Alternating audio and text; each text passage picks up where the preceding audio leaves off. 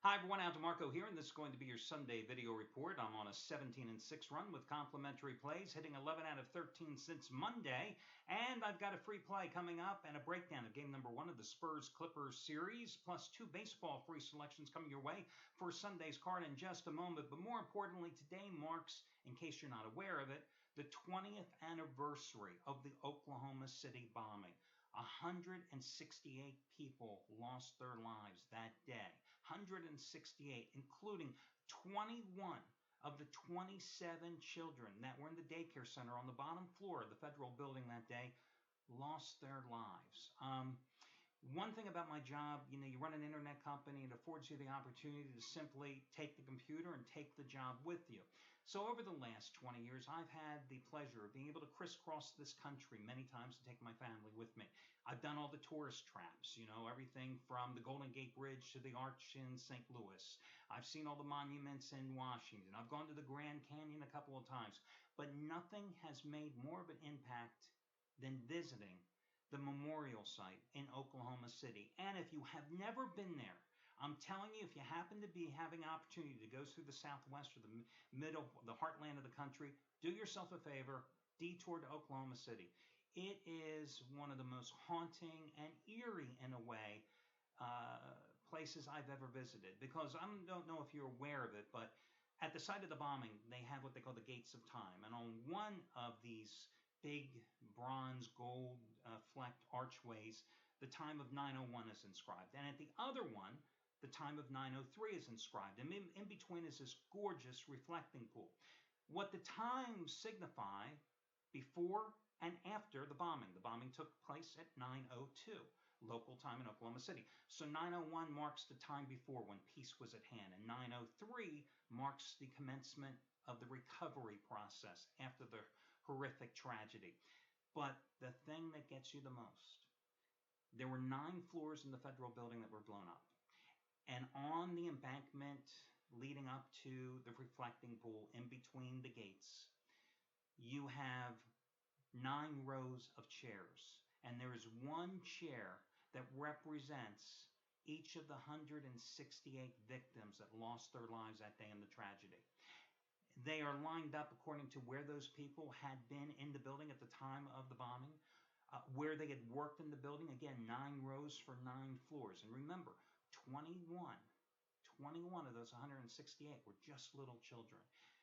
I have never been to any type of setting where you can be in the middle of a big town and it's so eerie in its solitude, in how quiet it is.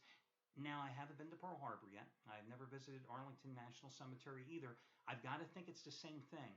But again, you owe it to yourself, if you ever get the chance to go through Oklahoma City, to go and visit the site. Really phenomenal. It holds another footnote in my own personal life, because my son was born just 4 days earlier. So my mother and my grandmother happened to fly to Atlanta, where I was living at the time, to come on down because of his birth.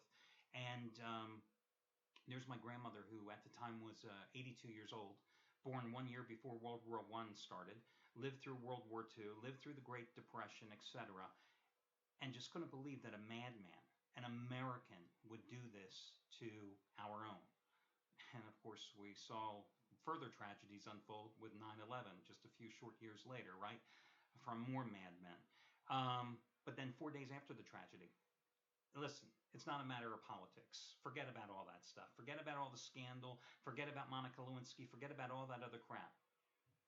The speech that President Clinton, gave 4 days after Oklahoma City, you owe it to yourself also.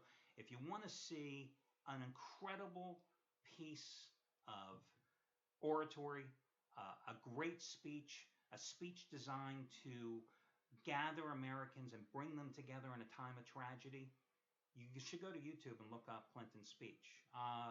Just a brilliant speech. I mean, I guess I would equate it to, Americans in the time of need during World War II, turning to the radio to listen to Franklin Roosevelt every week. I mean, that's how powerful Clinton was as a speaker. Again, forget all the bipartisan politics, forget about all the scandal and maybe the corruption and everything else. But in a time that America needed somebody, their president, to stand there and act as someone to bring together a nation in grieving and a local community that had just suffered incredible, horrifying times in a short period. I mean, he did it, and the speech was just genius. Anyway, I like to have a lot of fun here on the video reports, but, let's remember the important things here in life, and it ain't gambling, guys. Now, in terms of the free plays today, I look at this San Antonio LA Clippers series much like I do the Houston-Dallas series, where in yesterday's video report, I told you on that particular day, I thought on Saturday that Houston would come out fired up in game number 1 of the series. But I thought that Dallas would eventually somehow sneak away with a win in Houston and manage to win the series. I feel even stronger that this is going to be the case once again here in game number 1 of the Clippers-Spurs series. I think the Clippers are going to play one of those games today. It's a virtual pick'em game. Maybe the Clippers are 1 and 1.5 point favorite, but I think the Clippers are going to put it all together, and they are going to ring up the San Antonio Spurs and send them back to their hotels down 1-0 in the series. But I think ultimately the Spurs simply have too much firepower, too much depth, and too many scoring options for the Clippers, who really, despite Jordan in the middle, despite the good rebounding prowess of Blake Griffin, are not that good of a defensive team.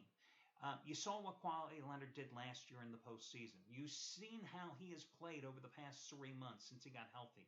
Sure, did the Spurs have their winning streak snapped in that surprising loss to New Orleans in the season finale that dropped them at a potential number 2 seed in the West to facing suddenly the Clippers? Sure, they dropped that game. But these are the defending champions here. And I think that they will rally and they will win this series because I just don't think the Clippers have what it takes to win a 7-game series against an opponent of this magnitude. And I think the Spurs simply will have their number, except for tonight when the Clippers win game number 1 of this series. The other games today, I used a pick on the Cleveland-Boston game, but, Portland-Memphis, you have a series with so many injuries. I noted in yesterday's video report in terms of Atlanta and Brooklyn, Atlanta, really, they wrapped up the number 1 seed in the East so long ago. The last 15, 18 games of the series, they played on cruise control. I want to see them be able to regain their edge. Not because the Brooklyn Nets are any good. They are not, other than Brook Lopez, who really put the Nets on his back and carried them over the past 6 weeks.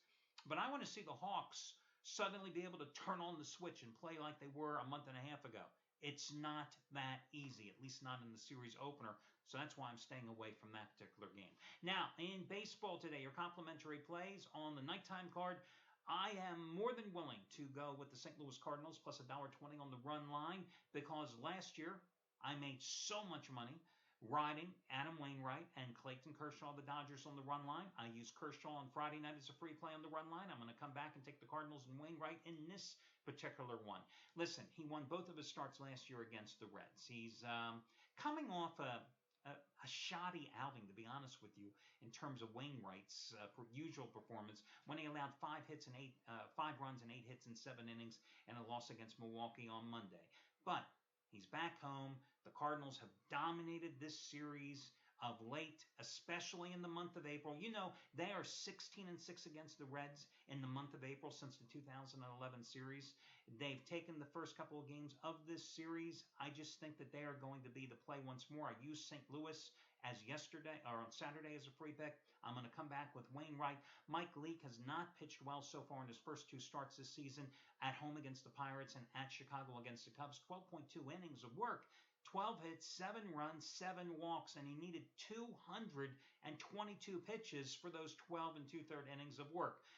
And he had a 4.07 earned run average in 11 road starts a year ago, and he's got a 4.70 ERA in 11 starts against the Cardinals over the past 3 seasons, including an ERA of almost 4.5, 4.44 to be exact, in 4 outings at Busch Stadium. So I'm going to go once again, making the Cardinals, laying the 1.5, an underdog for the Sunday night game. Early play at Fenway, I'm going to go with the Boston Red Sox in the rubber game of their series with the Orioles. Rick Porcello coming off his first win for the Red Sox when he beat the Washington Nationals on Monday at Fenway. Not a great outing, but a good outing by typical Porcello standards. 8 innings, 4 hits, 4 runs, 3 of them earned, and 6 strikeouts. Needed 112 pitches, and that's kind of usual, but good control. 75 of those pitches went for strikes. Now, Miguel Gonzalez has certainly pitched well against the Red Sox here during his career, 4-1 with a 2.56 earned run average and 6 starts against him. And in his first 2 starts against Tampa at home, at Tampa and at home against the New York Yankees, 1.42 earned run average and 15 strikeouts in 12 and 2/3 innings. But even though the Orioles won 4-1 yesterday, and even though the Red Sox bats have gone silent here the last couple of games, I like the Red Sox at home in the rubber game of this series because really, right now, Baltimore is doing it with mirrors when it comes to their offensive production. They have got so many key cogs in their lineup out because of injuries, and the Red Sox can hit the ball. And I think Porcello, now that he got that first win at home under his belt, he gets a second one today. So I'm going to go with the Red Sox as your other complimentary play. Best of luck to you guys, and I'll catch you again tomorrow when we do this again.